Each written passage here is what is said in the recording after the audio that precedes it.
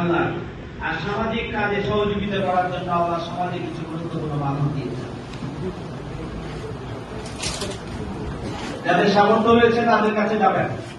Centre পরিকল্পিতভাবে সামাজিক কাজের উদ্যোগ নেবেন, সেন্টার কমিটি, এবং এই সামাজিক কাজে প্রার্থীকে উপস্থিত করার চেষ্টা করবেন। মসজিদ পরিষ্কার করেন, রাস্তা পরিষ্কার করেন, এই যে এখন বসত বিধান পরিষ্কার করেন, জলবদ্ধতা পরিষ্কার করেন, রাস্তায় পুকুর মোড়ে পড়ে আছে কেউ পরিষ্কার করে না, জামাত ইসলামী কর্মীরা পরিষ্কার করে। কি পারবেন না? ইনশাআল্লাহ জামাত কর্মী, সমাজ কর্মী নিজ দায়িত্ব করা। একটা মানুষ ক্ষতিগ্রস্ত হলো, অ্যাক্সিডেন্ট হলো, আহত হলো, অসুস্থ হলো, দ্রুত হসপিটালে নিয়ে যান। আগে তো একটা ভয় ছিল যে আবার ওই মামলাটা আপনার উপরে আসে কিনা, পুলিশ আবার ওখানে থাকার কারণে আপনাকে ধরে নিয়ে যায় কিনা। এখন তো সেই ভয় আছে।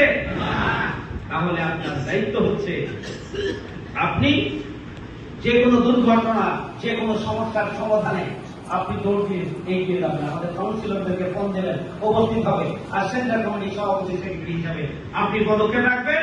প্রয়োজন হলে ওয়ার্ড কাউন্সিলর আসবে, প্রয়োজন হলে থানা আমির আসবে, প্রয়োজন হলে আমাদের প্রার্থী দ্রুততম সময়ের মধ্যে সেখানে ছুটে আসবে।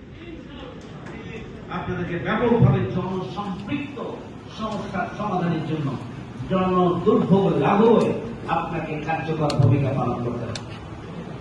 4 নম্বর এবং গুরুত্বপূর্ণ দায়িত্ব হচ্ছে আপনাদের, আপনারা আপনাদের সেন্টারের আশেপাশে যদি এই প্রতিষ্ঠান একটি সেন্টার হয়, তাহলে এই প্রতিষ্ঠানের সাথে লাগোয়া চারিদিকে আপনাকে 8 ধরনের ইউনিট গড়ে তুলতে হবে। পুরুষ ইউনিট, মহিলা ইউনিট, ছাত্র ইউনিট, ছাত্রী ইউনিট। ছাত্র ইউনিট তৈরিতে আপনি ভূমিকা রাখবেন, ছাত্রী ইউনিট তৈরিতে মহিলা সংগঠন ভূমিকা পালন করবে।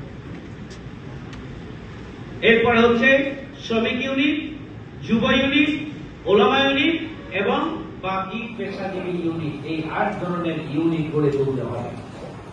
এই হাসতেছেন কেন? আপনি যারা যিনি হাসছিলেন তিনি জানেন, এদিক ওদিক থাকে আপনি যারা পিলারের পাশে। হ্যাঁ, কিভাবে তৈরি করবেন এখন থেকে পদক্ষেপ।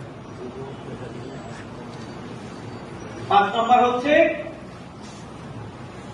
যে সেন্টারের আওতায় বুথ কমিটি তৈরি করবেন, বুথ ভিত্তিক কমিটি। নিশ্চয়ই এটা বলা হয়েছে এই বিষয়ে। বুথ ভিত্তিক কমিটির ব্যাপারে যে ধারণাটা আমরা দিতে চাই,